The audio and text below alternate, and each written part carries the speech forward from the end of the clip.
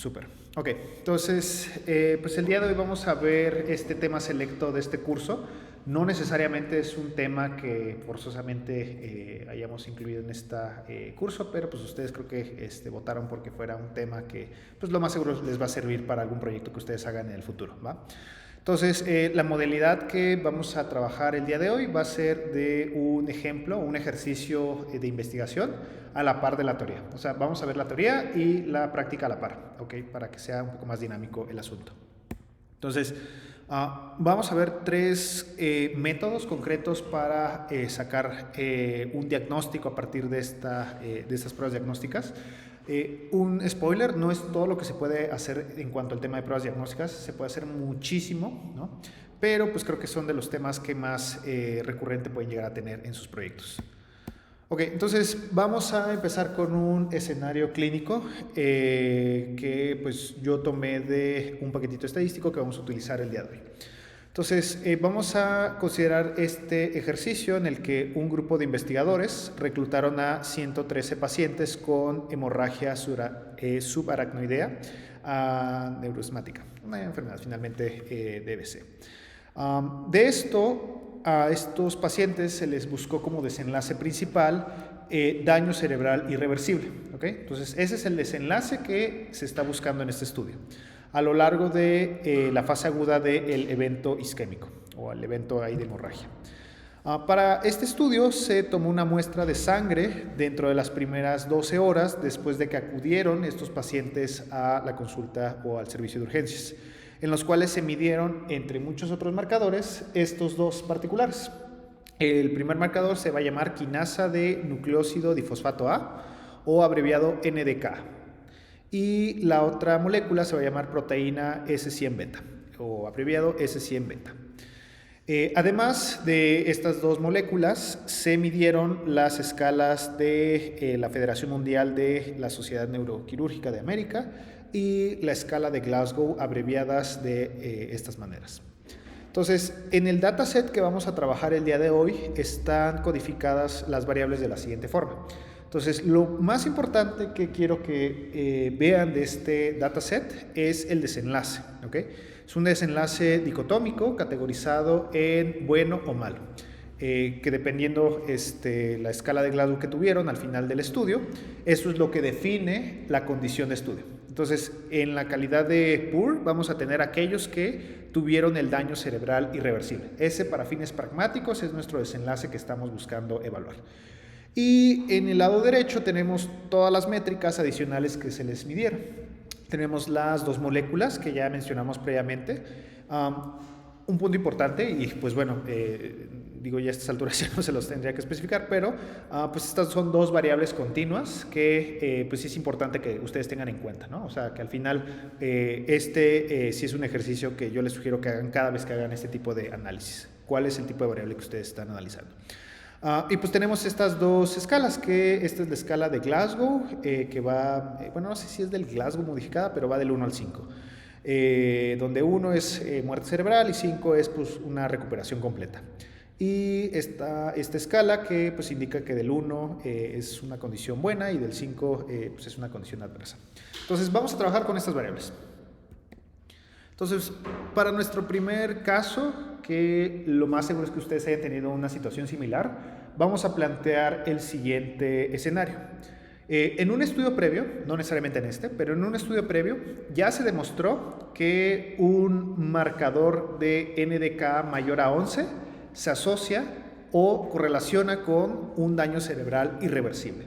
Entonces, esto es un marcador que categorizó un estudio previo en el cual se determinó que a partir de cierto punto de corte ya se puede detectar o ya se sospecha de daño cerebral temprano, ¿no? O daño cerebral irreversible. Entonces, a los investigadores de este estudio, al igual que ustedes espero, les interesa responder las siguientes preguntas. Primero, ¿cuáles serán las métricas diagnósticas de este punto de corte? O sea, ¿cuál será la sensibilidad, especificidad, valor predictivo positivo o negativo y el R positivo y negativo del punto de corte de 11 de la proteína NDK? ¿Sí estamos claros qué es el R positivo y negativo? ¿Todos?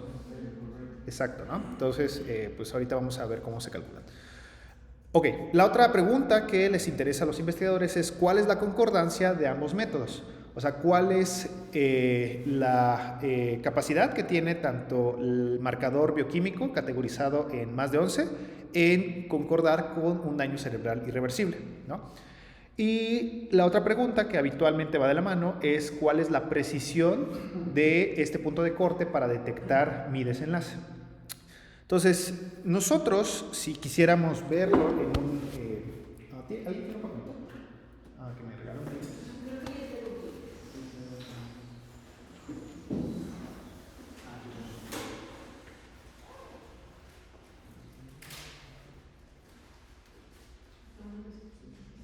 Solo dos. Gracias. Bueno, si nosotros quisiéramos poner este ejemplo en, vaya, un método un poco más formal, pues yo lo que tendría que hacer pues, es una tabla de contingencia, ¿no? Entonces, si yo quisiera pues hacer mi tabla de 2×2, en el cual pues a mí me interesa, insisto, como variable dependiente, bueno, para empezar, si estamos de acuerdo que si esto viene de una pregunta pico, el desenlace sería el daño cerebral irreversible, ¿no? Categorizado como una condición dicotómica. La población pues es población que tiene hemorragia subaracnoidea o la condición esta de hemorragia. Y pues ¿cuál sería mi marcador que a mí me interesa evaluar? El NDKA mayor a 11. Entonces, asumiendo que el NDKA mayor a 11 es mi marcador que yo quiero utilizar como una prueba diagnóstica, pues esta es una variable dicotómica, ¿no? Que puede tomar valores de 1 y 0, o que esté arriba del punto de corte o esté abajo de este punto de corte. Entonces, si yo lo quisiera poner en una tabla de contingencia, acuérdense que en las columnas va nuestra variable dependiente, ¿no? Que en este caso sería el daño cerebral irreversible. Entonces, aquí tendría la gente que tiene daño cerebral irreversible y aquí tendría gente que no tiene daño cerebral irreversible. Y aquí voy a tener mi marcador de NDKA. Vamos a poner aquí a los que están por arriba del 11 y aquí abajo los que estén abajo del 11, ¿no? Entonces, en un mundo ideal, pues mi marcador va a capturar a aquellos que tengan el daño cerebral irreversible. ¿Cómo se llaman estos? Los que tienen el marcador positivo y los que tienen la enfermedad, los verdaderos positivos. Y por contraste, ¿cómo se van a llamar los que no tienen el marcador positivo y no tienen la condición que me interesa? Los verdaderos negativos, ¿no? Ahora, a partir de esto yo puedo sacar pues estas dos casillas que me faltan. ¿Cómo se llaman estos pacientes? Los que tienen el marcador positivo y la condición que a mí me interesa ausente. ¿Laura? Exacto, ¿no? Los falsos positivos. Y pues si tengo un falso positivo voy a tener un falso negativo, ¿no? Entonces, esto habitualmente también y esta es una forma tradicional de representar las tablas de 2×2. Normalmente en la celda A, B, C y D voy a tener mis condiciones de estudio. Entonces, en un mundo ideal, yo voy a tener todos los verdaderos positivos aquí y todos los verdaderos negativos acá. Pero pues ninguna prueba es perfecta. Entonces siempre voy a tener una variabilidad en cuanto a mi método diagnóstico dado por estos dos grupos, tanto los falsos positivos como los verdaderos positivos, ¿no? Entonces esto al final me va a permitir sacar la capacidad que tiene mi método diagnóstico para poder detectar la condición que me interesa. Entonces esta tabla, creo que ya la conocen todos, la han estudiado creo que para otros fines, pero finalmente a partir de esta tabla yo voy a sacar las diversas métricas diagnósticas para poder saber qué tan buen método yo estoy teniendo para detectar una condición. Entonces, esta es la misma tabla que aquí yo les puse y esto igual con las celdas aquí marcadas. Para fines de esta clase y para fines de las funciones de R que vamos a ver en esta clase, este es el arreglo estándar que yo les sugiero que utilicen en sus pruebas.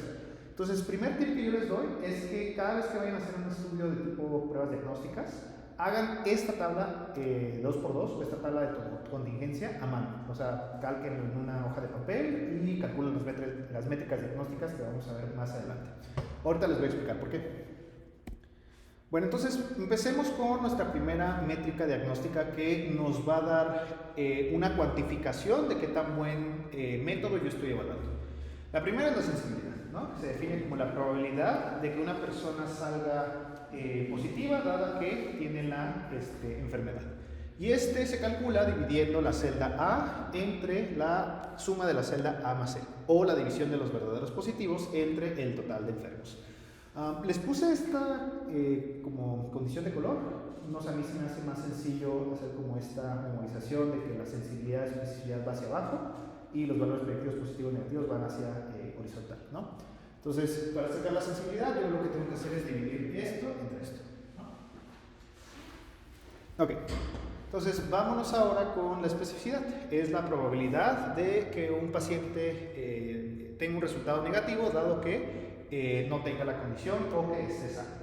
Entonces, esto se saca dividiendo los verdaderos negativos entre el total de sanos, o la división entre la celda D entre la suma de la celda B más D, ¿no? Entonces, la sensibilidad, especificidad se calcula hacia abajo, ¿no? Esa es una forma menos práctica que yo me acuerdo de calcular estas métricas. Bueno, si hay sensibilidad y especificidad, debe de haber un valor predictivo positivo y negativo.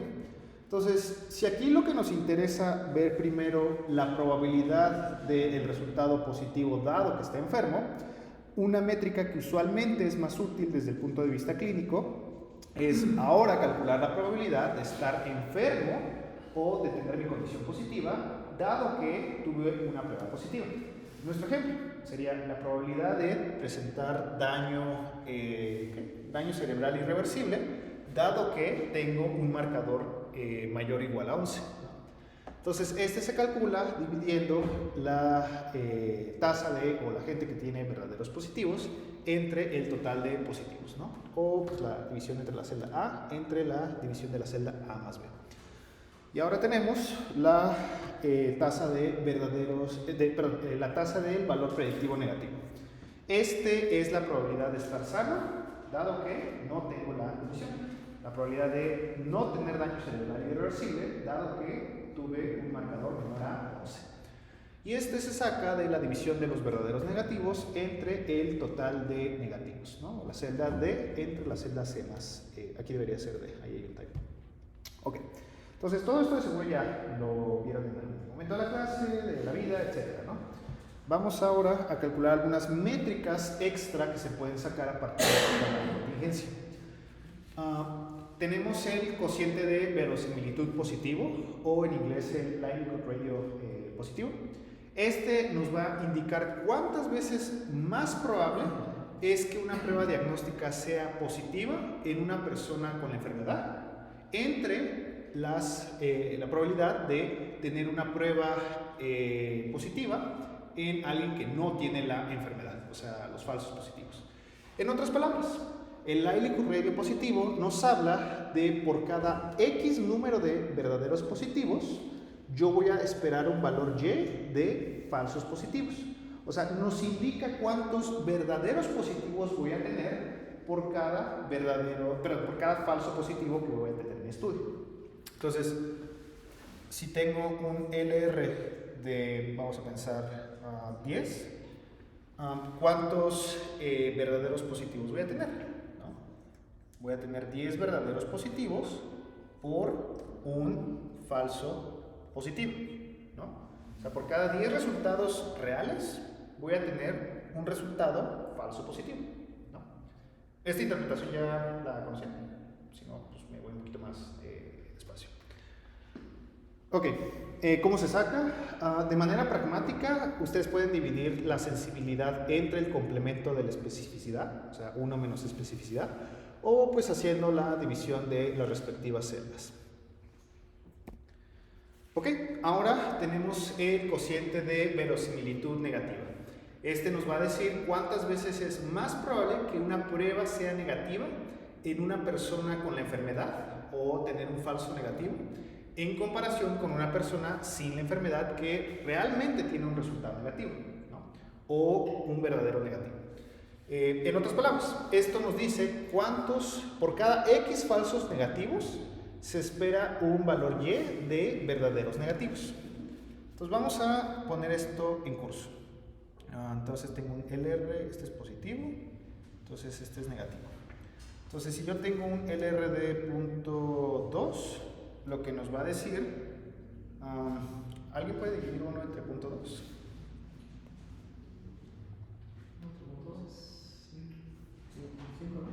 5, ¿no?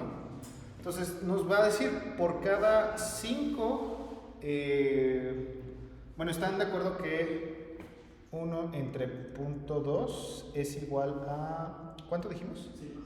5, no, perdón. 1 entre 5 es igual a 0.2, ¿no? Entonces, nos va a decir que por cada paciente que es verdadero negativo, voy a tener aquí 5 pacientes que son falsos negativos. O sea, por cada un likelihood ratio de 0.2 me va a decir que por cada paciente verdadero negativo voy a tener 5 falsos negativos, ¿no? Entonces, esa es otra forma también de interpretar el LR negativo.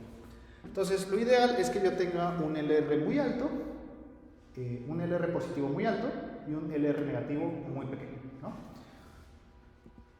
Ok, entonces este es el resumen de lo que vimos ahorita en estos 20 minutitos.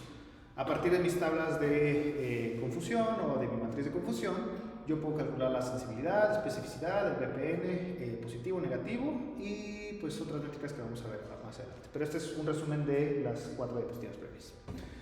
Ok, ¿alguien conoce otra métrica diagnóstica que normalmente se le puede sacar a esta tabla de contingencia? ¿Han escuchado de...? ¿Cómo? ¿Valores esperados? ¿Alguien ha escuchado del False Discovery Radio? La tasa de descubrimientos falsos, o de la tasa del False Omission Radio, que es la tasa de omisiones negativas. Bueno, estas son otras. Bueno, es otra métrica. Vamos a ver más adelante que se pueden sacar muchas más métricas a partir de esta tabla de contingencia. Ok, entonces, no se queden, y eso es un punto que espero que se lleve esta clase, no se queden nada más con la sensibilidad, especificidad, LR positivo negativo, ni BPN positivo ni negativo. Existen otras métricas que vamos a ver que se pueden calcular de una tabla de 2×2. Entonces, la primera es el False Discovery Rate, o la proporción de falsos positivos entre todos los resultados positivos, ¿no? O sea, ¿cuántos más falsos positivos voy a tener entre mis positivos, ¿no? O sea, entre todos los positivos que yo tengo. Esto nos indica cuántos de los resultados positivos en una prueba son incorrectos. De manera muy simplificada, un valor bajo de esta métrica nos sugiere que la prueba es confiable para confirmar la enfermedad, muy similar a la interpretación que ya conocen de la especificidad, ¿no? ¿Cómo se calcula? Dividiendo la tasa de falsos positivos, aquí, o la celda B, entre el resultado de la celda A más B. Entonces, ahora en lugar de calcular el valor predictivo positivo, ¿no? Que se acuerdan que se utiliza esta celda como numerador, ahora voy a utilizar esta celda como numerador, ¿no? O sea, voy a calcular...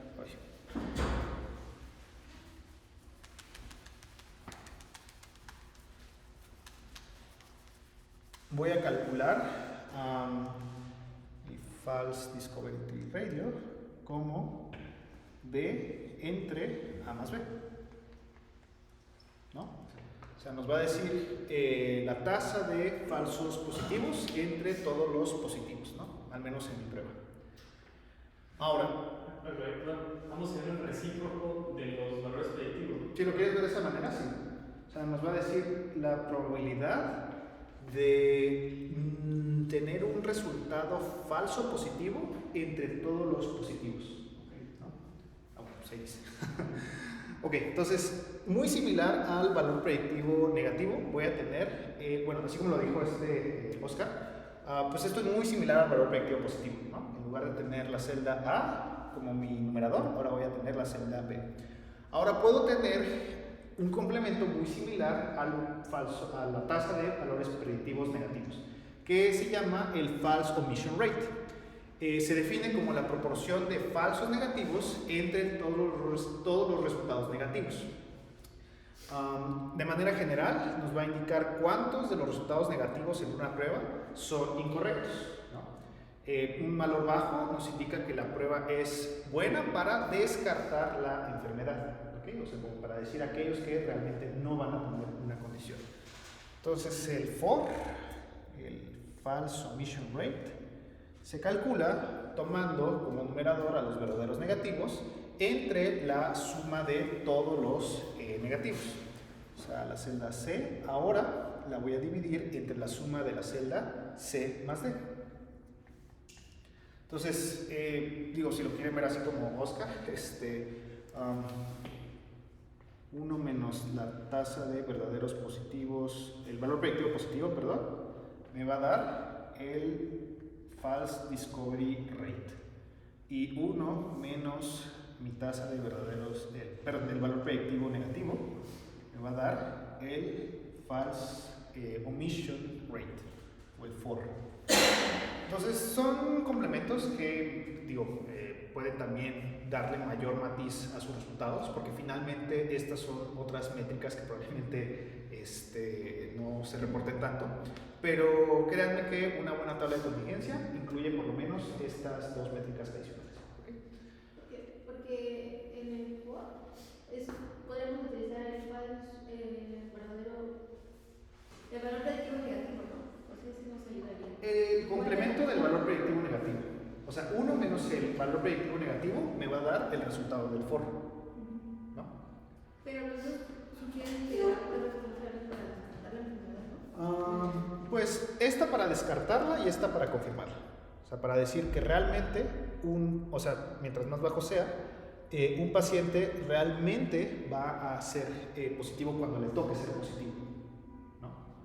O sea, si el false discovery rate es bajo, quiere decir que el valor predictivo positivo es alto, ¿no? Y viceversa. Si el FOR es bajo, nos va a decir que el valor predictivo negativo es alto, ¿no? Entonces, pues bueno, finalmente es otra forma de sacar estos valores. Ok. Estos son otras métricas que también vamos a ver en esta clase. Tómenlas como un complemento. Tenemos la tasa de la proporción de pacientes que no tienen la enfermedad, pero que tienen la prueba negativa. Y tenemos la tasa la tasa de pacientes que no tienen la prueba positiva, pero que no tienen la enfermedad. Y la tasa de pacientes que tienen la prueba negativa, pero que deberían tener la enfermedad.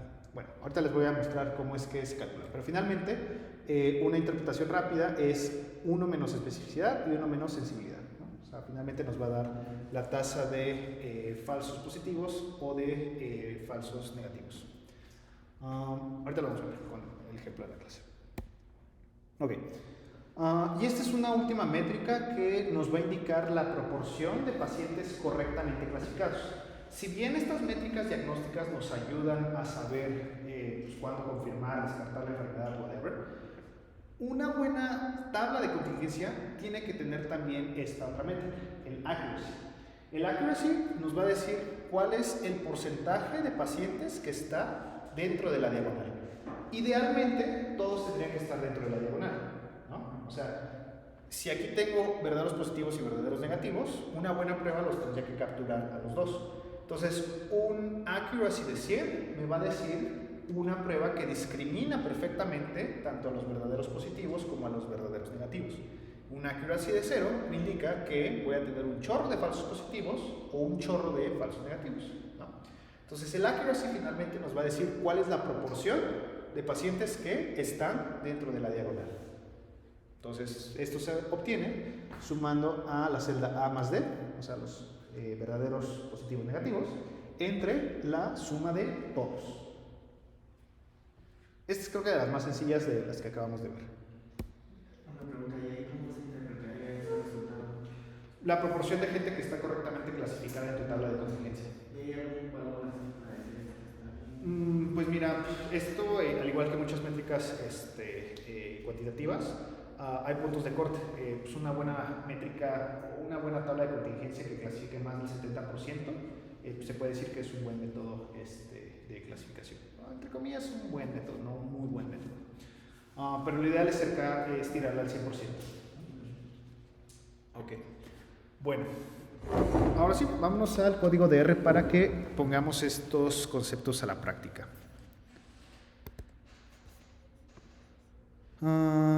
Ok, entonces para esta clase vamos a utilizar 4 paquetitos. El paquetito PROC, que va a ser muy útil para calcular las métricas diagnósticas. Ay, aquí no debería decir caret. Vamos a utilizar el paquetito Optimal Cut Points, que más adelante vamos a utilizar para calcular puntos de corte, en otro ejercicio que vamos a ver en esta clase. Aquí no tendría que decir caret, tendría que decir EPR. Pero bueno, lo dejo. Pero vamos a utilizar este otro paquetito que se llama EPR. EPR es, digo, qué mal que esta clase no vemos tantos métodos epidemiológicos, pero es el caballo de guerra para muchas métricas epidemiológicas que se sacan. Y pues bueno, vamos a utilizar nuestro paquetito de siempre, el tidyverse, que es la vieja confiable. Ok, entonces para este ejercicio vamos a utilizar la base de datos que se llama ASAH, que pues, es el acrónimo de la enfermedad que estamos estudiando. Esta base de datos ya viene por default en el paquetito de PROC. Entonces, si ustedes cargaron el paquetito de PROC adecuadamente, ya les tiene que aparecer aquí cargada la base de datos. Avísenme si quieren, háganlo rápido. Avísenme si lo pudieron cargar bien. ¿Todos están en ese punto? ¿No? Ok. Lo que puedes hacer es, bueno, ¿descargaste los paquetes? Ok. Lo que puedes hacer es poner PROC.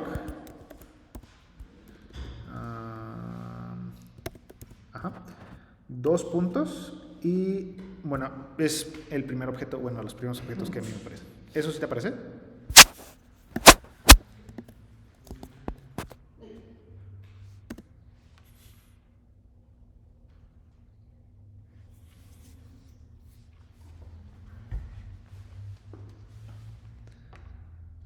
Bueno. Entonces, lo que te iba a decir, Laura, es, o sea, ya que pongas el paquetito y le pongas debe de venir, o sea, si lo descargaste literal ayer, pues ahí te debe de venir la base de datos. La otra forma es forzarlo, o sea, tener así cargados los datos, ¿no? Ok. Entonces, vamos a inspeccionar rápidamente el contenido de esta variable, perdón, de esta base de datos. Entonces, aquí tenemos la escala de Glasgow. Bueno, estos son los pacientes, ¿no? Tenemos la escala de Glasgow, tenemos el desenlace. Poor es que tenga daño cerebral irreversible, es que sí tenga capacidad, tenemos el sexo del paciente, la edad del paciente, la escala neurológica que también les aplicaron a sus pacientes y mis dos marcadores que a mí me interesa evaluar, bueno, el NDK, que es el ejemplo que tenemos, y el marcador S siempre. Okay. Entonces, vamos a utilizar esa base de datos para trabajar. Entonces, el primer ejemplo es calcular mis métricas diagnósticas que vamos a tener para responder este ejercicio. Acuérdense que este es el ejercicio número 1, ¿no? O sea, cuáles serán las métricas diagnósticas, la concordancia y la precisión global.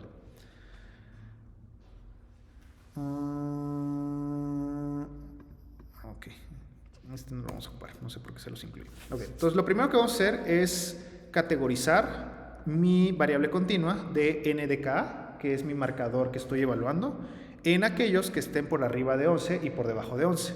Entonces aquí por debajo de 11 yo le voy a poner la etiqueta de buen pronóstico y por arriba de 11 le voy a poner la etiqueta de mal pronóstico.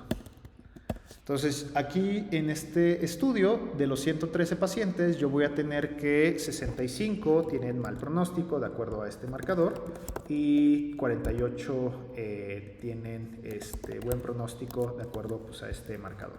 Y eso expresado en porcentaje, pues el 57% va a caer en esta condición. Ok, entonces lo primero que hay que hacer es, como les dije, tener una tabla de 2x2 o una tabla de contingencia a mano. Eso es lo más importante antes de ejecutar estas funciones en R. Entonces, vean, esta es mi tabla de 2x2 que yo obtengo en las filas poner aquellos que tuvieron un resultado bueno o malo, de acuerdo a la métrica que yo estoy evaluando. Y aquí en las columnas voy a tener mi desenlace, o sea, los que realmente tuvieron un mal pronóstico al seguimiento.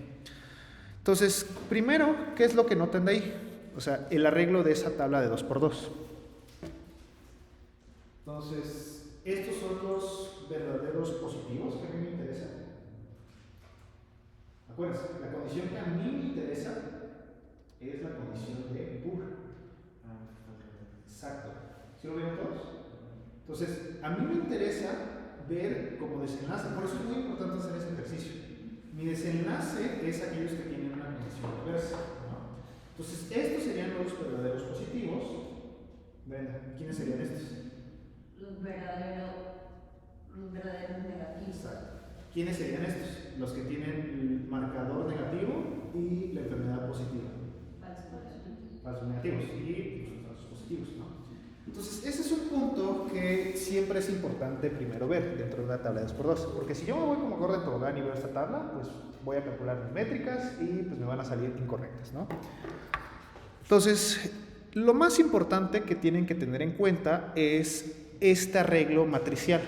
Este es el arreglo que para fines de pues, la mayoría de los libros de estadística y para las funciones de R vamos a adoptar. Entonces, aquí ya lo pusimos. Este es el arreglo que vamos a ocupar en estas funciones. Entonces, una forma, bueno, a todo esto, ¿cómo se les ocurre que pudieran arreglar esta tabla de contingencia para que quedaran aquí? Aquí los 29. Aquí tendrían que quedar los, ¿qué dijimos? Tendrían que quedar aquí 36. Aquí tendrían que quedar los del test negativo y la enfermedad presente, 12. Y aquí tendrían que quedar, ¿cuáles me faltan? 36, ¿no? Ok. ¿Cómo se les ocurriría esto en R arreglarlo? Pues tendríamos que meterlo como un vector otra vez para... Ajá.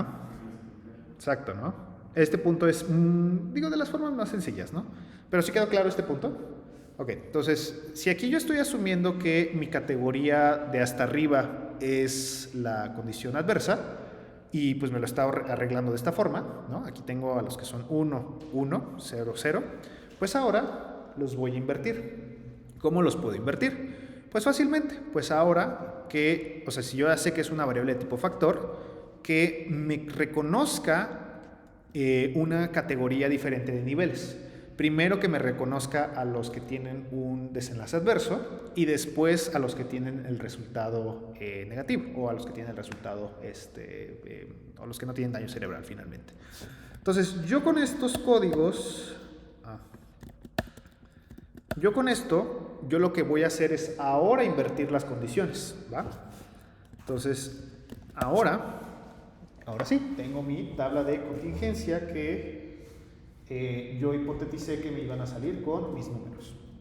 Entonces, el primer paso es hacer mi tablita de contingencia tal como yo quiero que salga el R.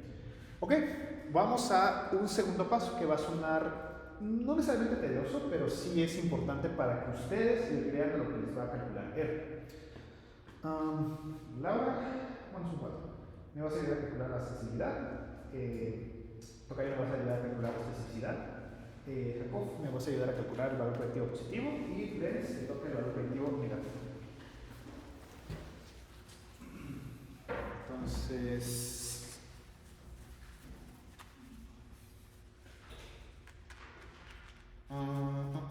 si quieren, esto es la de verdaderos negativos, que es la celda D. Ok. Laura, ¿cuánto sería la sensibilidad de esta tabla de 2×2? Muy bien. Entonces, hay un 70% de posibilidad de que cuando un paciente tenga daño cerebral en el estudio, tenga un marcador más de 11. Tocayo, ¿cuánto sería la especificidad? 0.29. Exacto, ¿no? Bueno, 29%. Les voy a creer ciegamente. Jacob, ¿cuánto sería el valor predictivo positivo? 0.44. BPP es 0.44. bueno, 44%. Ok, te voy a creer. Brenda, ¿cuánto sería? Ok. Entonces tengo el valor predictivo negativo. Ok, entonces estos son mis 4 métricas de cajón. ¿Por qué les pido esto? Porque estas métricas ustedes esperan que los obtengan también en R, ¿no? O sea, si bien pues, ustedes pueden hacer esto a mano, pues el chiste es hacerlo en este bonito código. Ok, entonces lo segundo que hice fue calcular mis métricas que yo espero que me salgan dentro de mi estudio. Ok, entonces esta tabla, bueno, si dan cuenta, esta es una función de table, ¿no? O sea, estoy poniendo aquí mi table y mis condiciones que yo quiero estudiar. Yo lo voy a guardar, esto para simplicidad, lo pueden igual poner así, no pasa nada, pero yo lo voy a guardar como un objeto que se llama tab1, ¿ok? Entonces voy a guardar aquí mi objeto tab1 que contiene mi tabla de contingencia ordenada de acuerdo a el arreglo que yo les pedí aquí. Entonces, hay dos funciones que les van a permitir calcular de manera automatizada todas estas métricas que vimos en esta primera parte del curso. Perdón, la primera parte de la clase. La primera es la función de Confusion Matrix. Esto, si yo le doy toda la función ya con mi objeto tab1 que contiene mi tabla de 2×2, me va a arrojar todas mis, bueno, la mayoría de mis métricas diagnósticas que vimos ahorita en este curso. Entonces, aquí tengo mi tabla de 2×2. Lo importante de todo esto es que sus números, bueno, que les arroja aquí en este resultado de R, coincidan con los números que ustedes tendrían que tener en su ejercicio, ¿no? Entonces, si dan cuenta, aquí coinciden los números. Ok, ahorita regresamos a estos dos puntos. Pero ven, mi sensibilidad fue del 70%. Mi especificidad, ¿quién calculó la especificidad?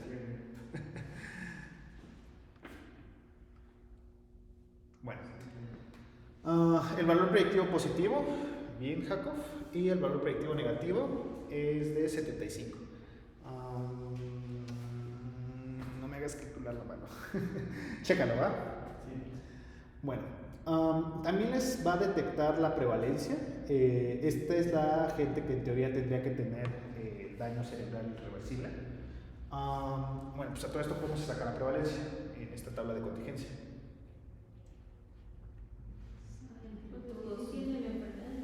Exacto, ¿no?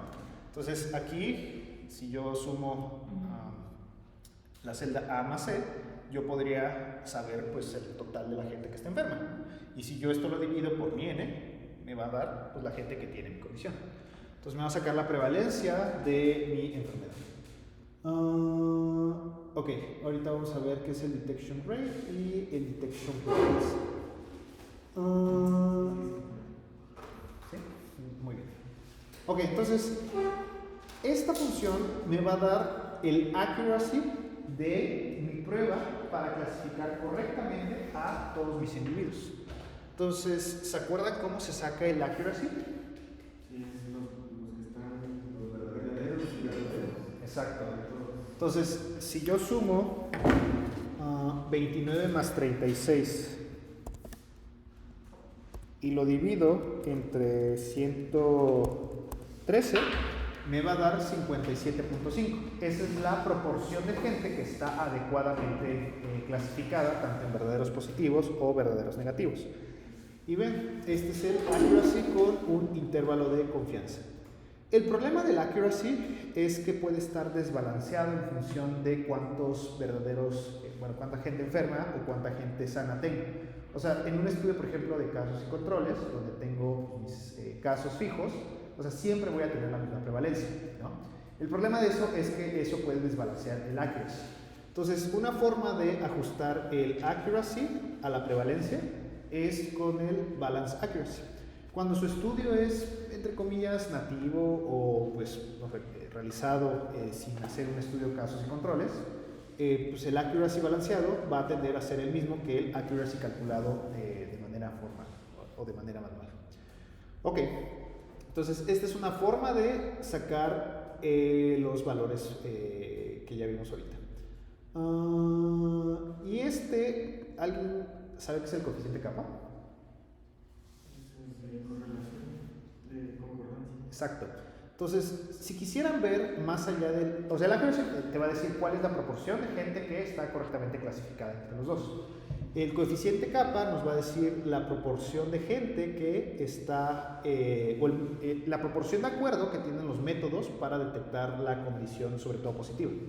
El kappa se interpreta igual que un coeficiente de correlación de Pearson. Mientras más cercano a 1, va a ser mejor método.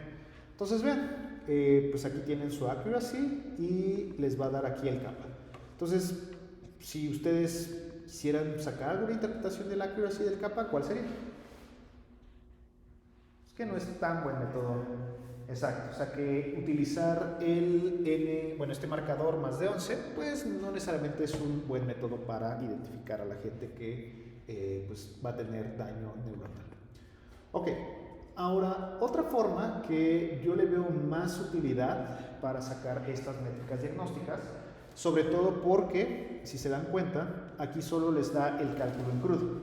¿Qué es lo que les falta? El intervalo de confianza, ¿no? Entonces, en una buena tabla de diagnóstica o de métricas diagnósticas, siempre tienen que incluir sus intervalos de confianza. Entonces, una forma rápida es con la función epitest del paquete EpiR. Entonces, EpiR tiene entre sus múltiples bondades la capacidad de sacar métricas diagnósticas.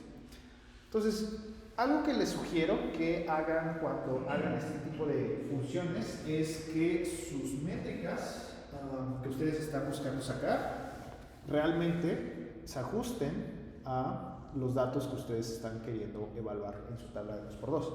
Entonces, aquí tengo los verdaderos positivos, negativos, verdaderos negativos, falsos positivos y falsos negativos, ¿no?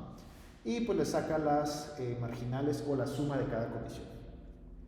Y pues bien, ya les calcula la prevalencia con los intervalos de confianza de su condición. Les calcula la verdadera prevalencia y les calcula la prevalencia aparente, que me parece que es la prevalencia sin considerar a los...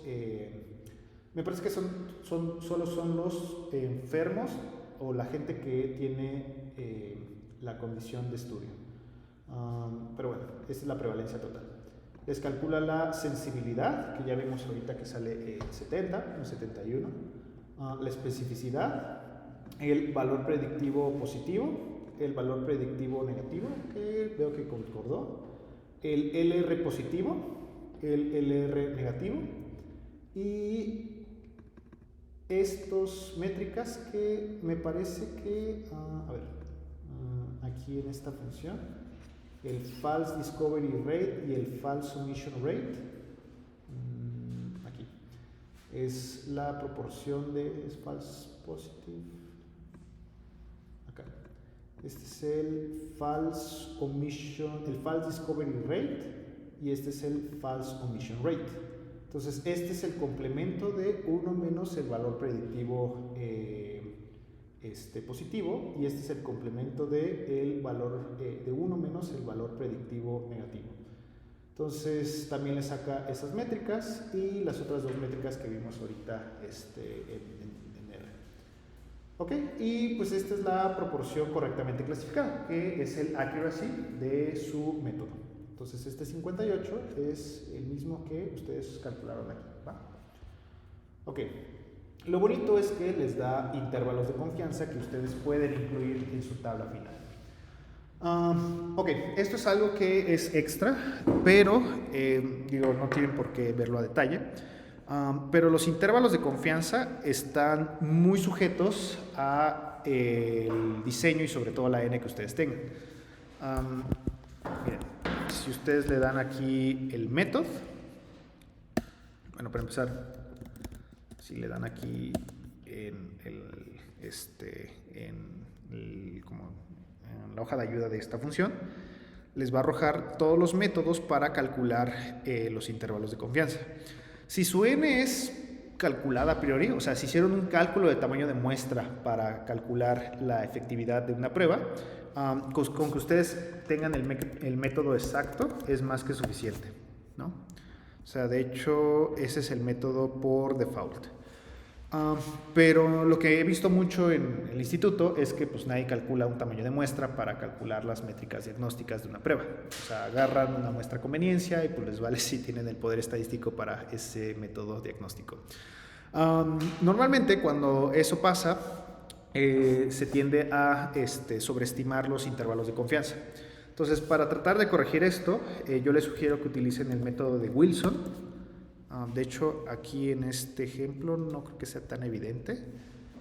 Va a ser, o sea, la misma estimación, pero por ejemplo el método de Wilson y el método de Agresti se utiliza sobre todo cuando la muestra es pequeña. O sea, cuando tienen muestras así de 50, 40, 30 gentes, pueden utilizar este método para sacar una mejor estimación de sus intervalos de confianza. El método de Klopper-Pearson y Jeffrey no lo vamos a ver, pero acuérdense que Wilson y Agresti se usan para muestras pequeñas. O sea, cuando tienen 50, 30, o sea, pocos pacientes en su estudio. Pero bueno. Entonces, con esto se puede concluir que el marcador NDK con un punto de corte mayor a 11 pues tuvo una sensibilidad pues no tan buena y una especificidad pues casi de tirar un volado, ¿no?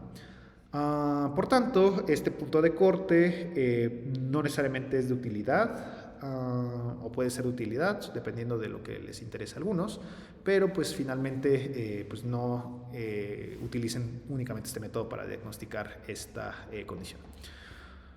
¿Me ibas a preguntar algo, Tocayo? Sí, pero bueno, entonces con esto se puede responder las preguntas que se hicieron los investigadores al principio. Pues, ¿cuáles son mis métricas diagnósticas? Ya las vimos, ¿no? ¿Cuál es la concordancia de ambos métodos? Aquí, de hecho, les muestro el coeficiente kappa. Pues la concordancia es mala, o sea, entre regular y mala. ¿Y cuál es la precisión global o el accuracy de este punto de corte? Pues clasifica un poco más del 57% de mi gente que tendría que tener la condición positiva o negativa, ¿no? Entonces, pues no es un buen método general, pero pues sirve de algo. ¿Me ibas a preguntar algo? Y en ese caso que hicimos la discriminación en dicotómica de 11 y 11, nosotros podemos reclasificar ese punto de corte. Para allá vamos. Bueno, por eso traje 4 ejemplos prácticos para esta clase. Okay.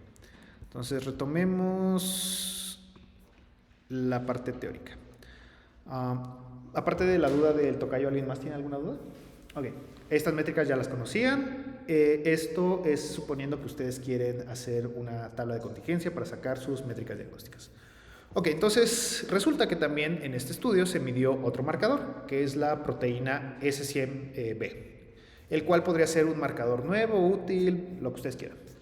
Finalmente, una pregunta que de seguro también ustedes han tenido desde el punto de vista clínico es, si yo tengo dos marcadores continuos, SB, en este caso S100B o NDKA, ¿cuál de los dos será mejor para detectar la condición que a mí me interesa? O sea, si yo tengo una métrica continua o dos métricas continuas, ¿cuál será mejor para detectar la condición que a mí me interesa estudiar? Y en caso de que difirieran, o sea, en cuanto a la capacidad que tienen estos dos métodos, ¿cómo yo podría comparar el rendimiento entre ambos marcadores? Como para decir que uno es mejor que otro. ¿A alguien se le ocurre cómo se podría resolver esto?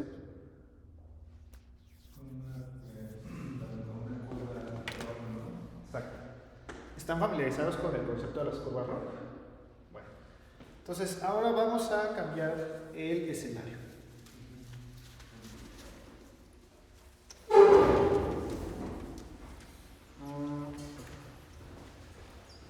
¿Alguien sabe qué le pasó a Oscar? Fue a un introductor. Bueno. Entonces, mi desenlace sigue siendo el mismo, ¿no? Daño cerebral irreversible. Entonces, esta es una condición categórica binaria. Ahora yo tengo dos marcadores, ¿no? El NDK y el S100B. Entonces vamos a pensar que a mí me interesa ahora ver el rendimiento que tiene este marcador comparado con este otro. Entonces, Brenda, ¿qué tipo de variable sería en este caso el NDK? Pues sería continuo. Exacto, ¿no? Es una variable continua de razón. Y pues el marcador S100B también es una variable continua, ¿no? Entonces yo tengo dos marcadores continuos que yo quiero evaluar para detectar una condición dicotómica. Entonces, de manera general, ¿cómo se hace esto? Pues utilizando una curva ROC. ¿Qué son las curvas ROC? Y sobre todo la métrica que extraemos de la curva ROC, que es el área bajo la curva ROC. Para empezar, la curva ROC es una representación gráfica de diferentes umbrales de decisión de, no sé, es una pregunta que me decía tocayo. Vamos a pensar que ahora elijo un punto de corte de 1, ahora de 2, ahora de 3, ahora de 4. O sea, si yo tomo diferentes umbrales de puntos de corte, ¿cuál va a ser la sensibilidad graficada contra 1 menos especificidad? O sea, que va a tener ese punto de corte. Entonces vamos a pensar que aquí se encuentra el punto de corte de 1, el de 2, el de 3, el de 4, el de 5, el de 6, 7, 8, 9, 10, 11, 12, hasta el valor máximo que puede tener. O sea, me va a graficar de manera curva cuáles son los puntos en los que pues, coinciden estas dos métricas, ¿no? Pero bueno, finalmente lo que yo extraigo de esa curva es el área bajo la curva ROC. Es una medida que me va a permitir conocer qué tan buen método diagnóstico es una métrica continua. O sea, qué tan buen performance o qué tan buena precisión o rendimiento va a tener mi variable continua para detectar una condición categórica. ¿Okay? Entonces, en general, un área bajo la curva ROC igual a 1 me va a indicar una buena capacidad para detectar a todas mis condiciones que yo quiero tener. ¿Por qué? Vamos a pensar que mi curva ROC, o sea, está todo llenando este cuadrante. ¿Qué nos va a decir? Que voy a tener un montón de sensibilidad y no voy a tener nada de tasa de falsos positivos. O sea, no voy a tener ningún error de clasificación. Entonces, mientras más se acerque al 1, va a ser mejor método.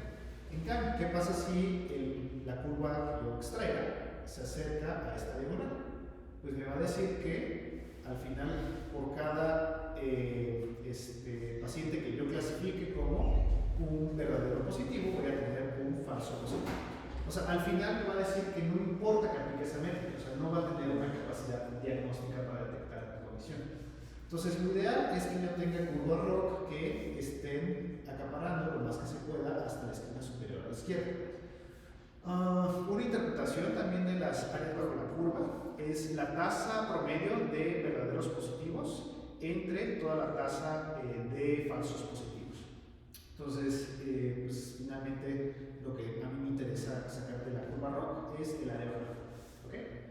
Bueno. Entonces, esto todavía no responde a la pregunta número 2. O sea, la pregunta 1 es, ¿cuál será mejor método? ¿La prueba S100B o la prueba NDK? Lo que voy a hacer en la práctica es sacarle el área bajo la curva a cada una de esas métricas, ¿no? Pero ¿cómo yo voy a decidir si una métrica es mejor que otra? O sea, ¿existirá algún método estadístico para comparar áreas bajo la curva más allá del valor en crudo? La respuesta es sí. ¿Ibas a contar algo también?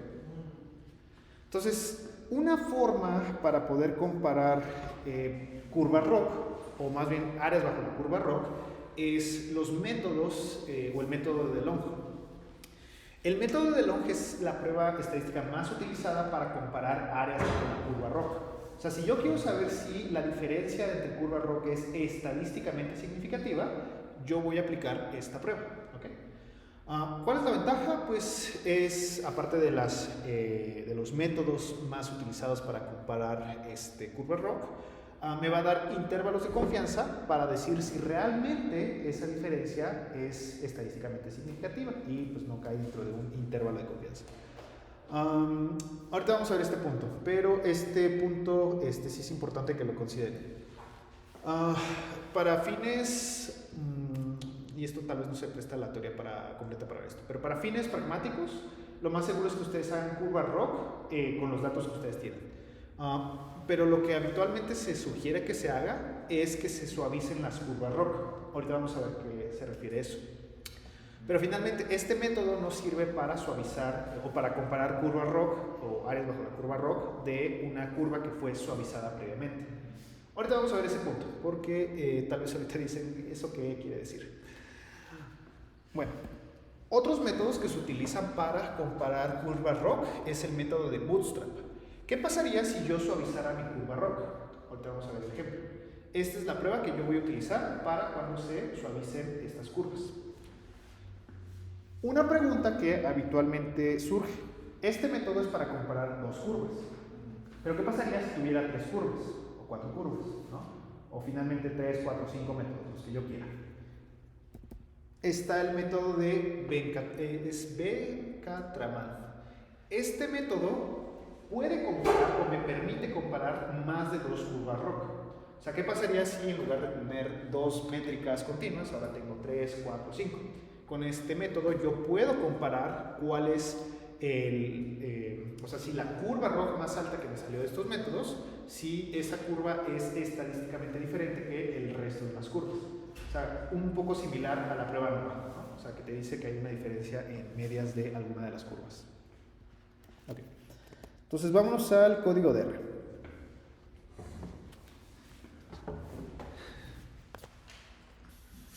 Ok. Entonces, la función que vamos a utilizar para este ejemplo es la función ROC del paquete de PROC. Entonces, la función de ROC, lo primero que le tengo que especificar es el desenlace que a mí me interesa evaluar. En este caso, yo estoy aquí teniendo como desenlace aquellos pacientes que tuvieron un mal pronóstico o un daño cerebral irreversible. Después voy a especificar la métrica continua que yo quiero evaluar. Si quieren le quito primero este intervalo de confianza para que vean qué es lo que me arroja. Entonces, muy sencillo. De hecho, pues vean, son solo dos subcomandos que ustedes van a implementar. A ver, así, para que se vea. Ok, entonces les va a dar la fórmula que ustedes metieron y les va a decir, hubo 72 controles, o sea, 72 personas que tuvieron buen pronóstico y 41 casos con esta condición positiva. Entonces, este es el área bajo la curva ROC. Entonces, si recordamos la teoría, nos dice que un valor de 1 es una capacidad diagnóstica perfecta, o sea que el método continuo tiene una capacidad del 100% de detectar a todos los pacientes. Y una curva cercana a 0.5 nos va a decir una capacidad, pues no mediocre, pero sí al azar de detectar, o sea, da igual lanzar una moneda al aire, o sea, al final ese método no va a servir. Entonces, ¿ustedes qué concluirían con esta área bajo la curva ROC? Oscar. Sería que. Bueno, tengo que. Es que cercano a unos que hay una tendencia a.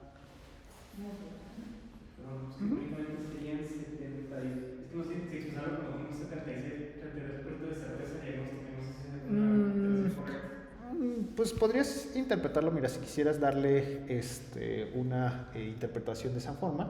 Tienes un 76% de encontrar una tasa, otra forma de expresarlo es, tienes 76 casos verdaderos positivos por cada caso falso positivo.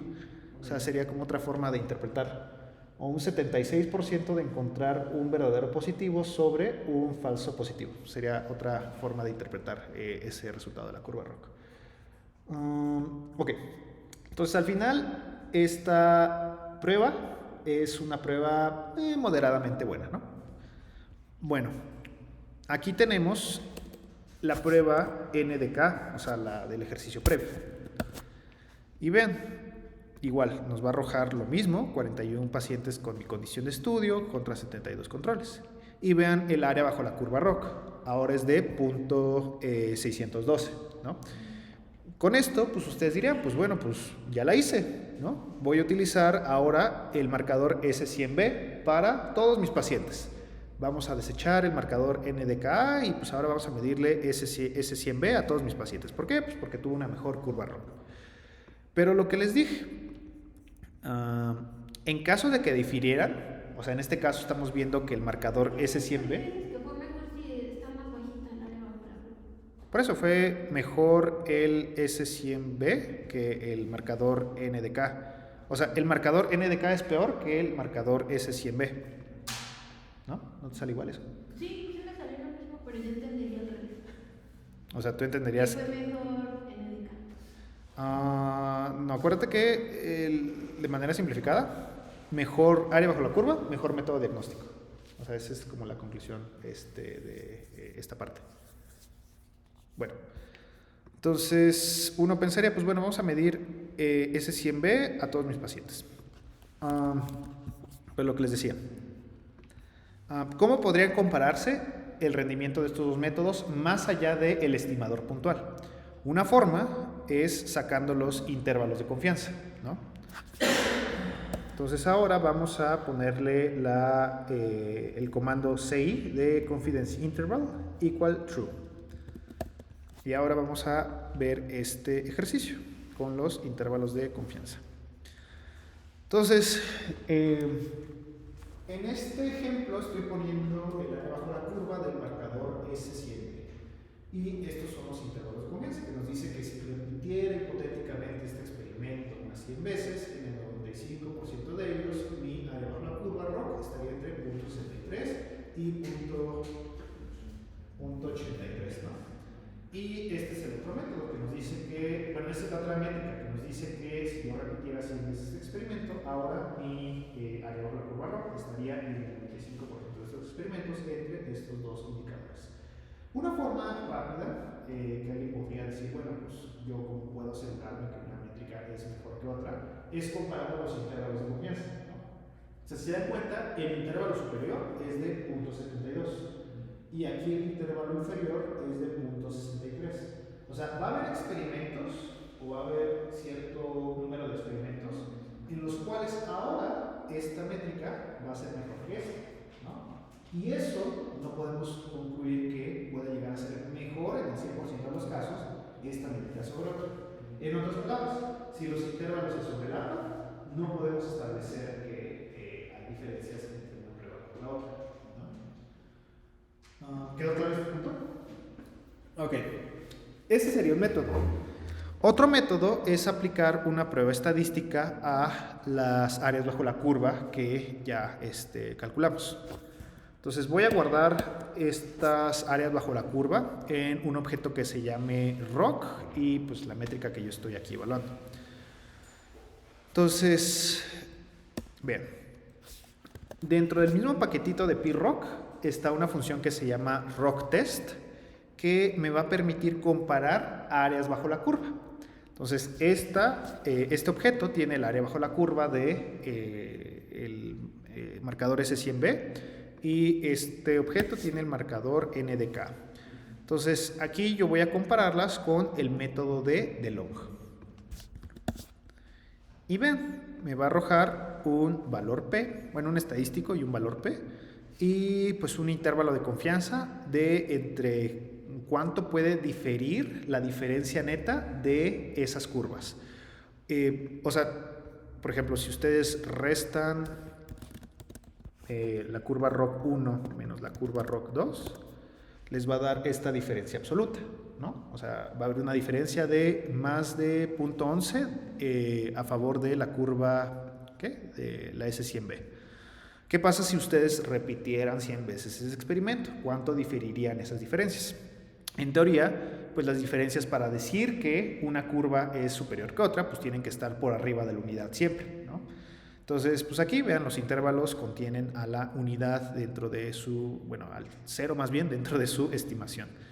Entonces, pues bueno, al final con esta métrica con este método podríamos decir que no hay diferencias estadísticamente significativas entre el método 1 con el método 2. O sea, daría igual utilizar NDK o S100B para detectar la condición que a mí me interesa, ¿no? Ok, creo que hasta aquí vamos bien, ¿no? Bueno, resulta que... déjenme guardar esto. Okay. Rápidamente, porque esto lo vamos a ver con R. Ok, si yo le doy la función plot, voy a graficar mis áreas bajo la curva. Entonces, si se dan cuenta, estos son los diferentes umbrales de decisión de, aquí que estoy ploteando, el marcador S100B, de acuerdo a la sensibilidad entre 1 menos especificidad, ¿no? Pero ¿qué pasaría si yo quisiera tener una curva más suavizada? O sea, ¿qué pasaría si en lugar de que se viera así toda quebrantada, ahora se viera realmente como una curva? Entonces, yo puedo aplicar un bootstrap o un remuestreo para no solamente mejorar la suavización de la curva, sino que también disminuir la amplitud de mis intervalos de confianza. O sea, lo que va a hacer el bootstrap es particionar mi muestra para sacarme el área bajo la curva en los remuestreos que yo tenga o los remuestreos que yo quiera. Entonces, bien, si ustedes le dan aquí en esta función, aquí les va a correr el bootstrap. Vean ahora, si quieren lo comparamos con el método convencional y el método por bootstrap. ¿Qué hice? Ok. Entonces, ven, este es el método de bootstrap. Entonces, lo que me hizo fue remuestrear 2000 veces mi estudio para sacar mis intervalos de confianza de esta métrica. Y vean, este es el intervalo de confianza extraído de manera innata en mi estudio. A ver si así se alcanza a ver. Sí. Pueden ver cómo los intervalos del bootstrap son más pequeños que los intervalos que me calculó el método de log. ¿Sí ven? Como puntos, bueno. O sea, aquí este es un numerito más chiquito, y este es un número que está un poquito más a la izquierda, ¿no? O sea, finalmente el método de bootstrap lo que va a hacer es disminuirme la amplitud de mis intervalos, ¿no? El problema, bueno, ok, vamos a hacer mi bootstrap para mi prueba S100B y NDK. Y aquí los voy a guardar como un objeto que se llame rock S100B-S y rock NDK-S. Entonces, si yo le doy la función de plot a esta curva suavizada, vean cómo ahora la curva pasa de ser, pues ahora toda una curva quebrantada a una curva, pues una curva, ¿no? Entonces, bueno, aquí se ve. O sea, vean cómo aquí tienen los piquitos que son como inherentes de su muestra y pues ahora ya tienen pues una curva suavizada. Yo les recomiendo, y ese es un punto tal vez para sus proyectos de investigación, que hagan curvas suavizadas, sobre todo porque esto, es más comparable visualmente también entre métodos diagnósticos. Ok, entonces, ¿qué pasaría si yo comparo mis curvas con el método de DeLong? Bueno, mis curvas suavizadas con el método de DeLong. Me va a decir error, ¿no? Entonces, el método de DeLong, aquí se los vuelvo a mostrar. Aquí, el método de DeLong no es aplicable a curvas ROC suavizadas o a áreas bajo la curva que se obtuvieron de un bootstrap. Entonces, ¿qué método voy a utilizar para poder comparar áreas bajo la curva que están suavizadas? El método de bootstrap. Entonces, aquí se los pongo. Este es mi objeto de mi curva suavizada 1 y mi objeto de curva suavizada 2. Y yo lo que voy a hacer es compararlos con el método de bootstrap. Si quieren, esto no se lo especifica, da igual. Y pues ahora me va a comparar por bootstrap mis curvas ROC.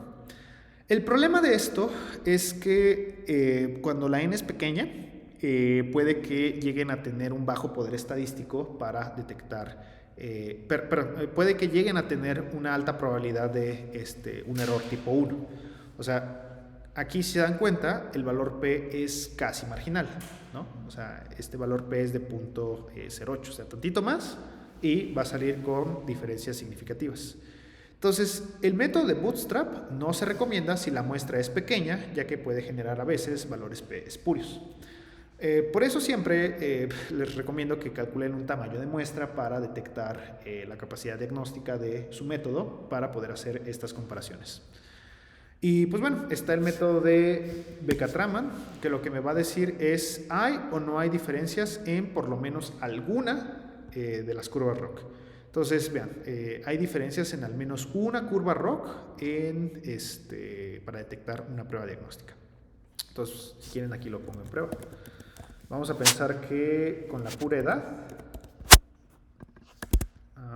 yo puedo detectar a quienes van a tener daño cerebral irreversible. Entonces, bien, la pura edad pues no me va a servir de mucho, ¿no? Entonces aquí tengo 3 curvas ROC. Entonces el método de Becker-Traman, aquí ROC-H, me va a decir, pues mira, al menos una de tus curvas va a ser diferente. En este caso, no. Todas tus curvas van a ser igual de malas para detectar daño cerebral irreversible. Ok, entonces concluyendo, comparando las curvas ROC, el marcador S100B pareciera que es más eficaz para identificar daño cerebral irreversible, al menos por el área bajo la curva sencilla. Sin embargo, no existe diferencia estadísticamente significativa que respalde este hallazgo. Ok, ¿dudas hasta aquí?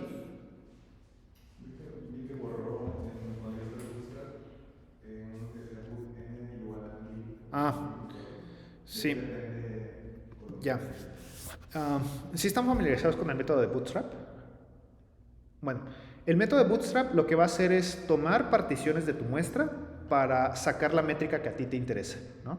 Entonces, ese es un método también para sacar intervalos de confianza. Entonces, 0.5, 1, ¿no? Entonces vamos a pensar que en la muestra que yo tuve de 113 pacientes, el marcador que yo tuve fue de ¿qué dijimos? 73 creo, ¿no? Ok, entonces lo que va a hacer el método de Bootstrap es, a partir de estas 113, yo voy a agarrar ahora no sé, unos 60 pacientes, ¿no? O sea, de manera aleatoria yo voy a agarrar 60 pacientes y voy a sacar el área bajo la curva de esta métrica. Entonces vamos a pensar que ahora me salió de 0.6, ¿no?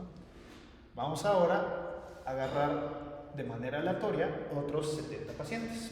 Ahora vamos a pensar que me salió de 0.8, ¿no? Y así yo puedo remuestrear, vamos a pensar unas 1000 veces para sacar las áreas bajo la curva. La teoría nos dice que esta técnica de remuestreo pues se va a asemejar a una curva de Gauss y pues yo puedo sacar mis intervalos de confianza de este método, ¿no? Entonces ahí yo puedo determinar con Bootstrap, estaba como boot, ¿verdad? Estaba como boot, creo, ¿no?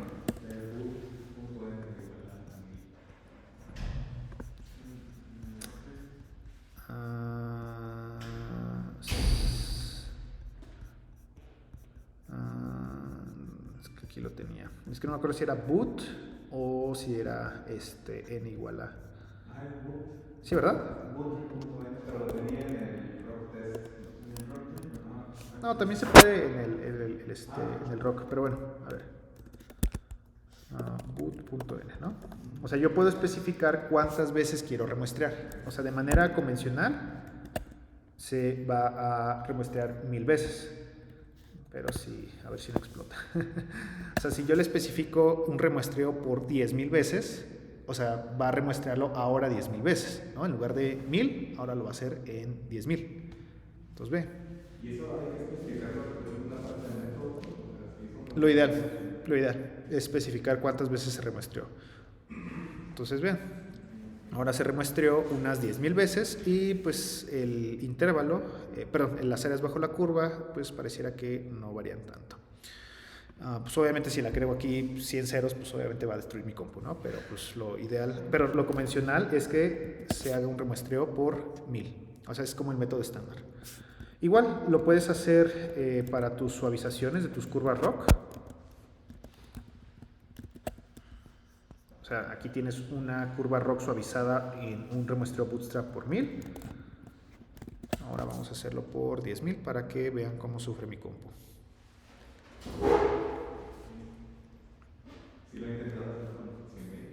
Pues mira, la verdad es que no tiene sentido. O sea, esto solamente es útil, sobre todo cuando pues, quieres tener una mayor certidumbre de tus intervalos de confianza. O sea, en teoría, pues, mientras más, o sea, en algún punto se va a aplanar los intervalos de confianza posibles. Entonces ve, o sea, sí se hacen más chiquitos los intervalos, o sea, como que se va acortando la distancia, pero pues no es como una disminución significativa, o pues es una disminución incremental. Bueno, ¿dudas con esta parte? Entonces, ¿cuál es el mejor marcador? Pues pareciera que el marcador S100B, ¿no? Por el área bajo la curva puntual, pero pues ya vimos que al momento de comparar el área bajo la curva por un método de Long y por un método de Bootstrap, pues ninguna sale con diferencias estadísticamente significativas. Ok. Vamos a nuestro tercer caso de investigación, que creo que es uno de los que más utilidad tal vez le van a encontrar en esta clase. Ok, vamos a pensar que ahora pues el marcador S100B es el mero chipocludo porque alguien lo dijo, ¿no? Ahora a los investigadores les interesa conocer el mejor punto de corte de este biomarcador. O sea, en la práctica clínica, pues, ¿qué es lo que terminamos haciendo? O sea, categorizar a mis pacientes, ¿no? Decir, a partir de este punto de corte, tiene o no tiene esta condición, ¿no? Con todas las limitaciones que eso pueda conllevar. Si yo ya sé que un marcador continuo es, al menos por el área bajo la curva, mejor que otro, a mí me interesaría conocer un punto de corte a partir de mi estudio que me permita identificar mi condición de interés. Entonces, ¿cuál será el mejor punto de corte de este nuevo biomarcador para predecir daño cerebral irreversible? Y será posible, y eso es un punto que espero que se lleven de esta clase, ¿será posible obtener un punto de corte que maximice alguna métrica en específico? Sobre todo alguna métrica que en el contexto en el cual yo lo voy a aplicar me permita, hacerlo un punto de corte útil. Entonces, normalmente cuando buscamos una prueba de tamizaje o una prueba de escrutinio, pues ¿qué es lo que buscamos maximizar? La sensibilidad, ¿no? Entonces, un punto de corte que maximice la sensibilidad, sobre todo, me permitiría, con las diversas limitaciones, aplicarla como una prueba de tamizaje, ¿no? Vamos a pensar que ahora quiero confirmar una enfermedad. ¿Qué métrica ahora me gustaría maximizar? Exacto, ¿no? Entonces, esto se puede hacer en R, o sea, sacar un punto de corte que me maximice una sensibilidad, especificidad, al predictivo positivo, negativo, etc. Ok, entonces el método que más utilidad puede servir para sacar un punto de corte es el método de Jude. ¿Alguien ya ha escuchado de este método?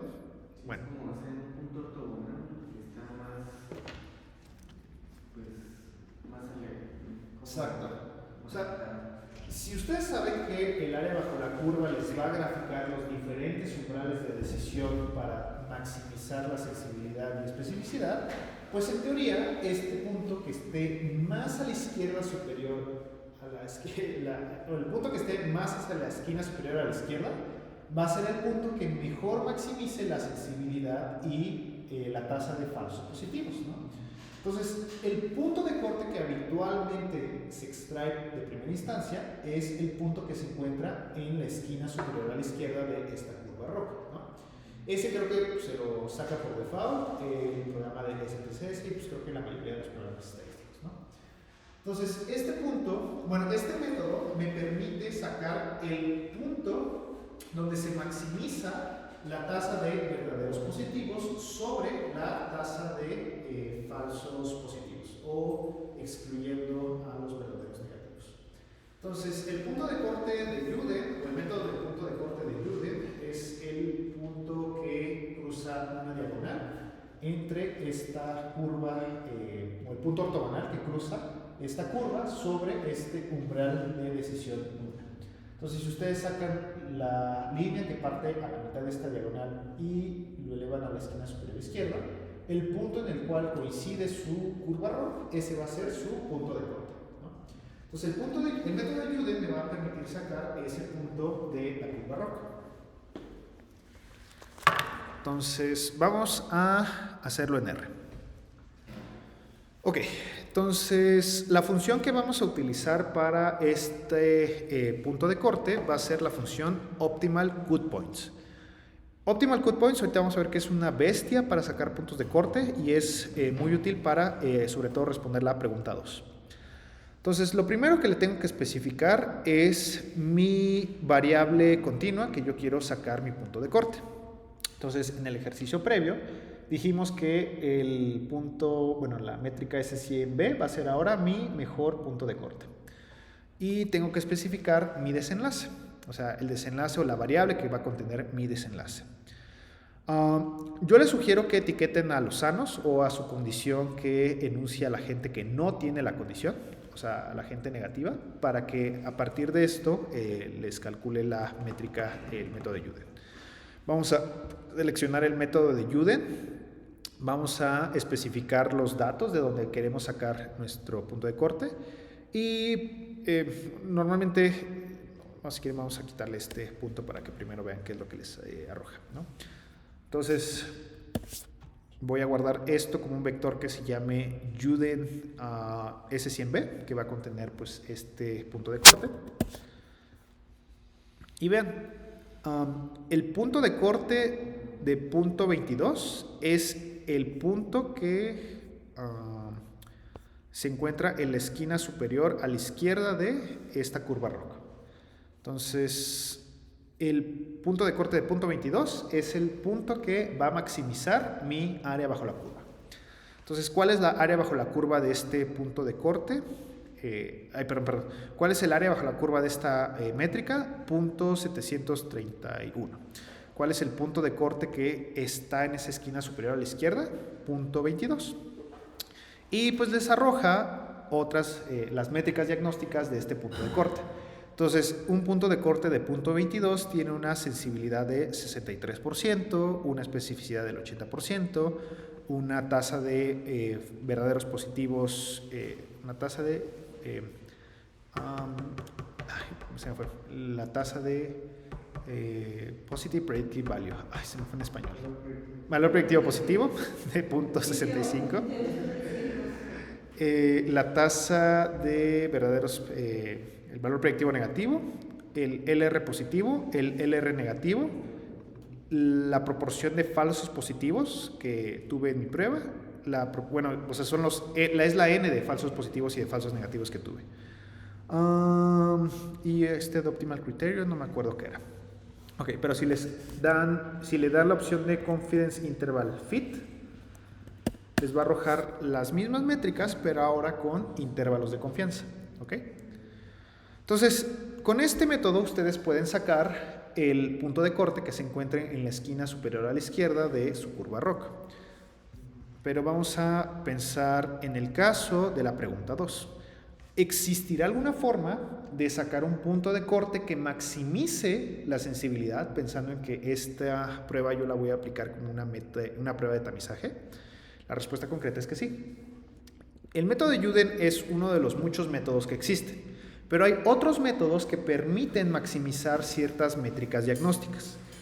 Entonces, estas son los comandos en R para poder sacarlas, pero existen métodos que permiten maximizar tanto la especificidad o la sensibilidad de detección de mi enfermedad. Entonces, el método Max Specificity me va a maximizar la especificidad, puedo maximizar la sensibilidad, puedo encontrar el valor mínimo en el cual va a ser el punto más bajo de especificidad y sensibilidad, o puedo encontrar el punto en el cual se va a equilibrar tanto la sensibilidad como la especificidad. Están los métodos basados en la eficiencia, sobre todo para maximizar una métrica como el área bajo la curva, pero pues también puedo encontrar tasa de gente que está correctamente clasificada. Pero bueno, el más utilizado es el método de Juden. Y también puedo encontrar métodos que me maximicen el valor predictivo positivo, el valor predictivo negativo y que me maximicen ambas métricas, ¿no? Entonces regresémonos al código de R. Entonces vamos a pensar, así como le pregunté a esta Laura.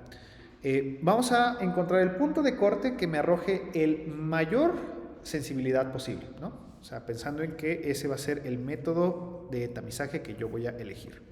Entonces, la función que me permite calcular esto es la función Optimal Cut Points, pero le tengo que especificar en el método para calcular mi punto de corte. Entonces, acuérdense que el método de Juden me arrojó una métrica de 0.22 de mi variable continua.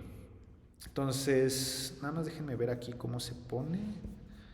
Vamos a ver el punto de corte que mayor sensibilidad tiene, o que me va a maximizar mi sensibilidad.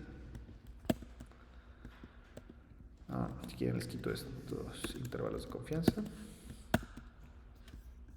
Entonces, vean, un punto de corte de 0.3 va a ser el punto de corte que mayor sensibilidad me va a arrojar. O sea, va a ser una sensibilidad del 100%. Pero vean el resto de las métricas.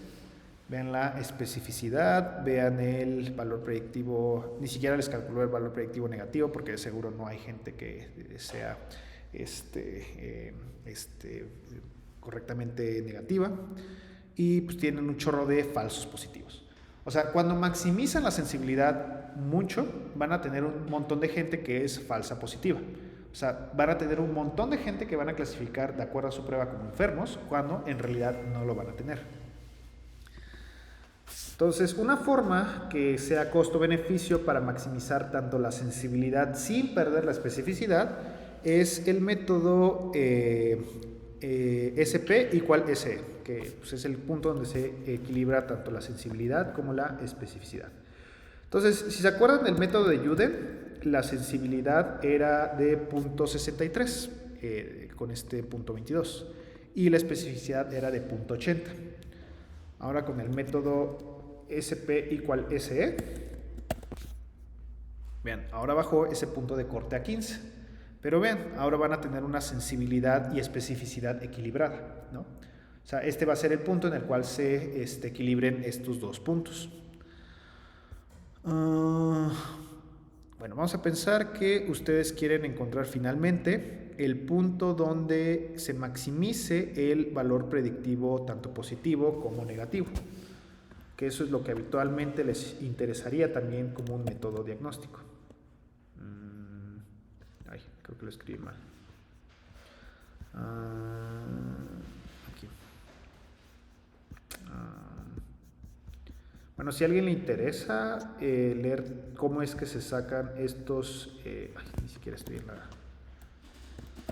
Si a alguien le interesa saber cómo es que se sacan todos estos métodos, aquí viene una buena descripción de cada uno de los apartados. Creo que es el método...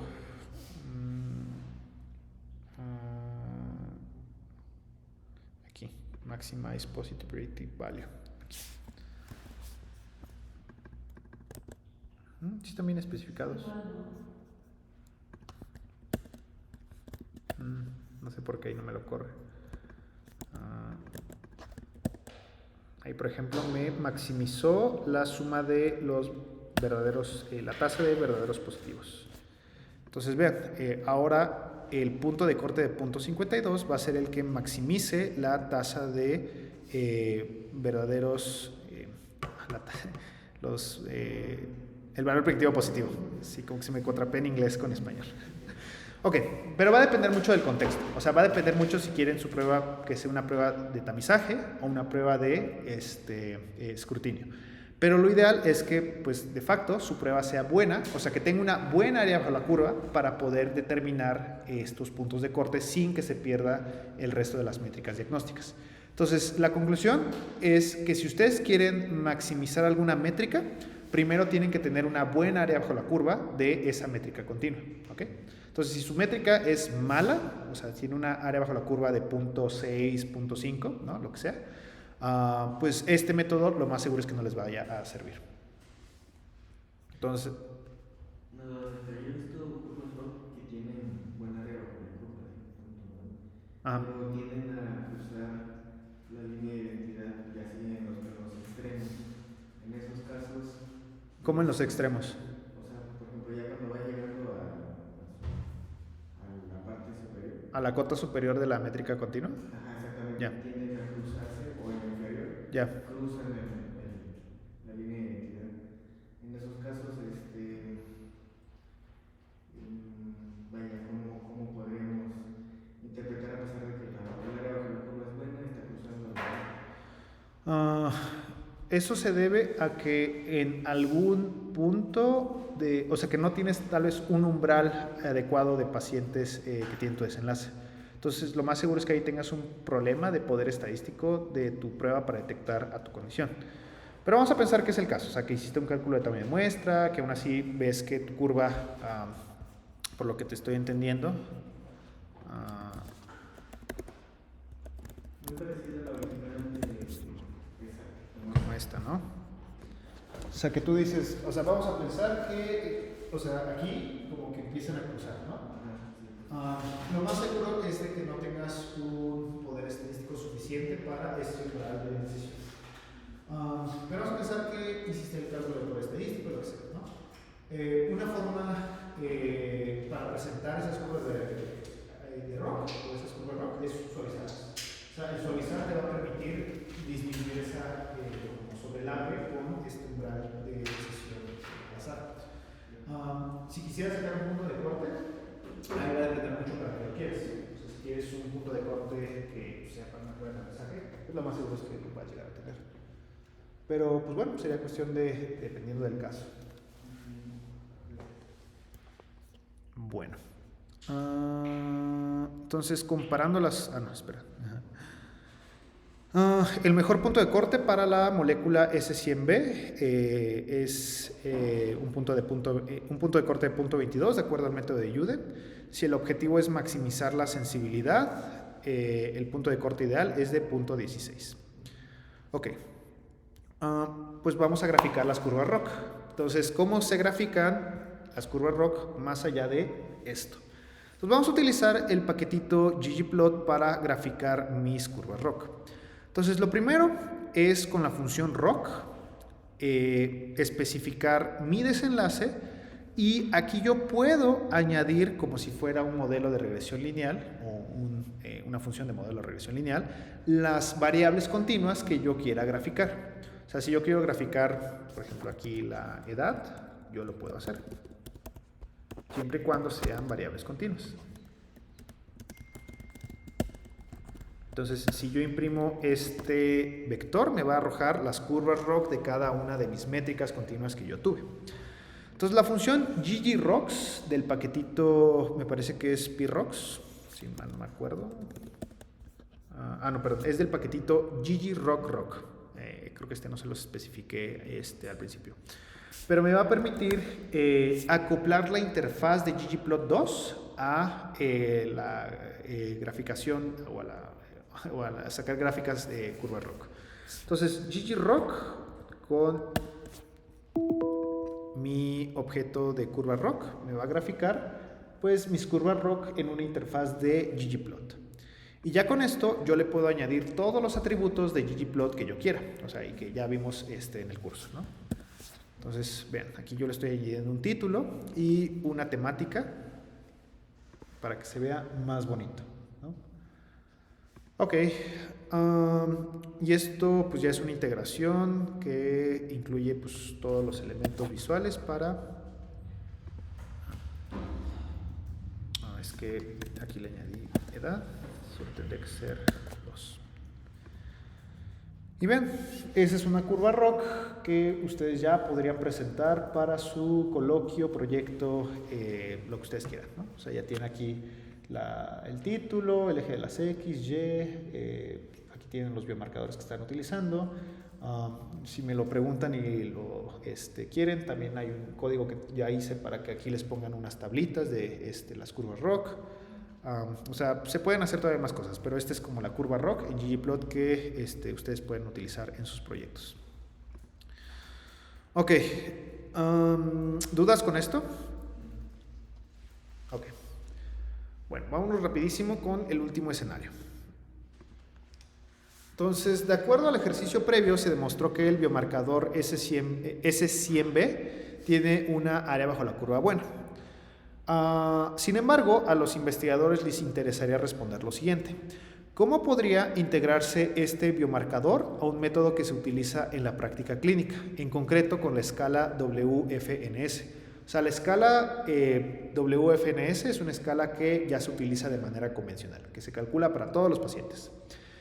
¿Será de utilidad incorporar mi marcador continuo para poder mejorar la capacidad diagnóstica, en este caso de daño cerebral irreversible?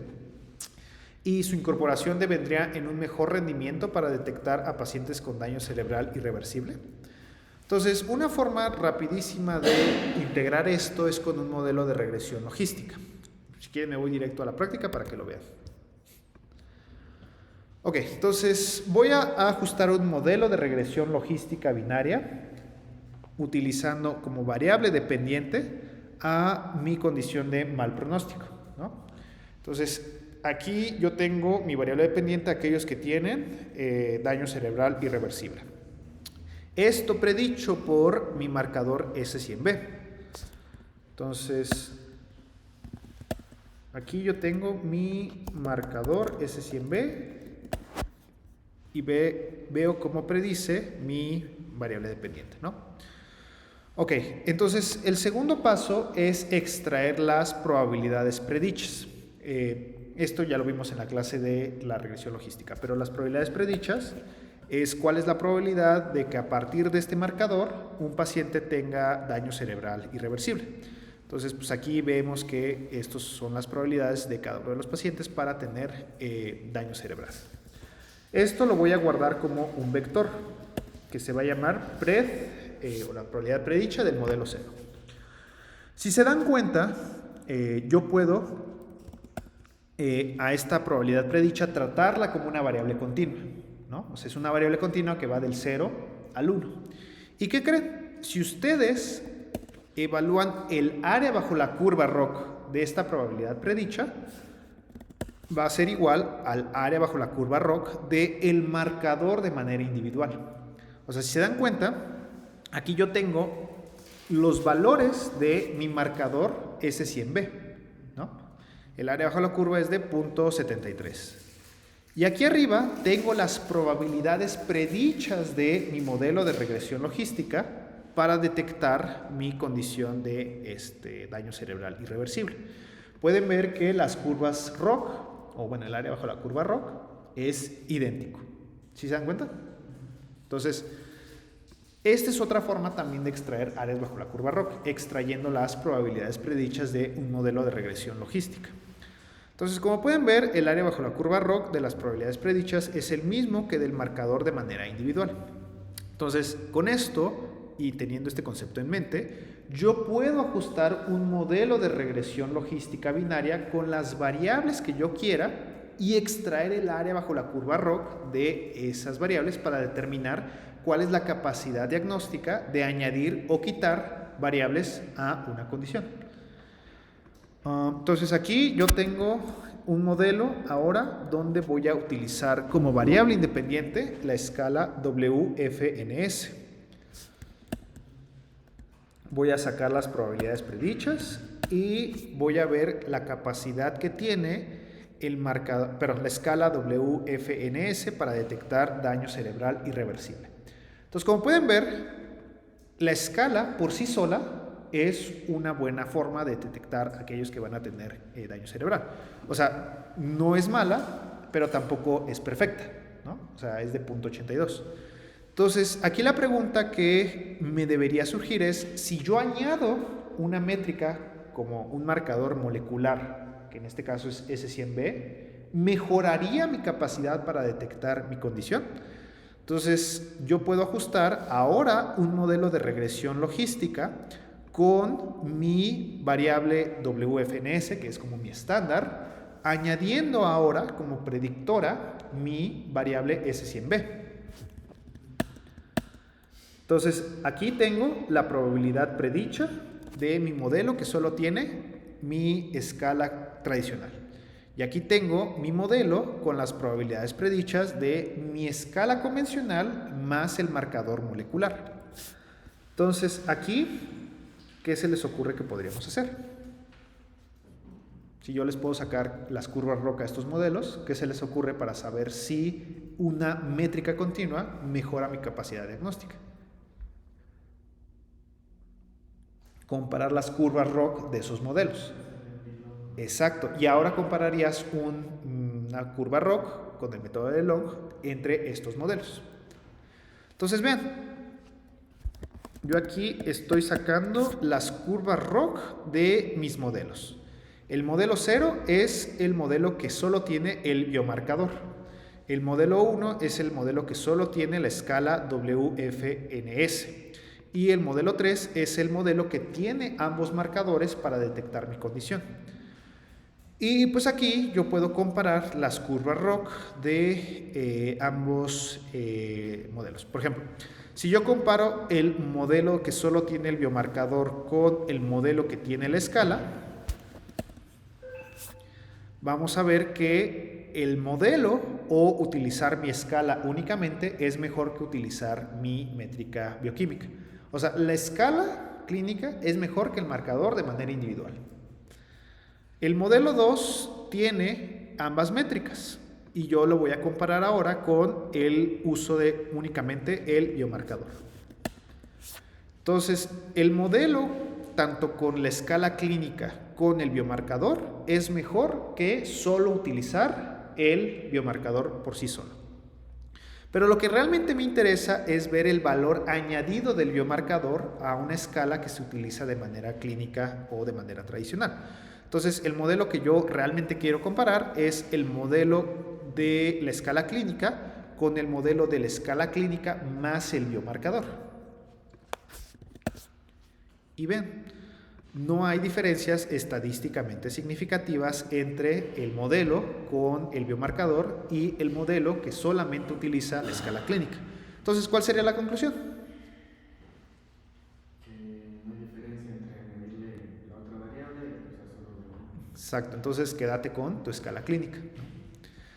Bueno, ya por último, ya para acabar esta clase, pues lo que les dije, yo puedo meter más variables clínicas a mi modelo para ver cuál es el mejor modelo que me permitiría detectar a todos mis pacientes con una condición. Entonces, vamos a pensar que yo quiero meter la escala clínica, los dos biomarcadores y el sexo, ¿no?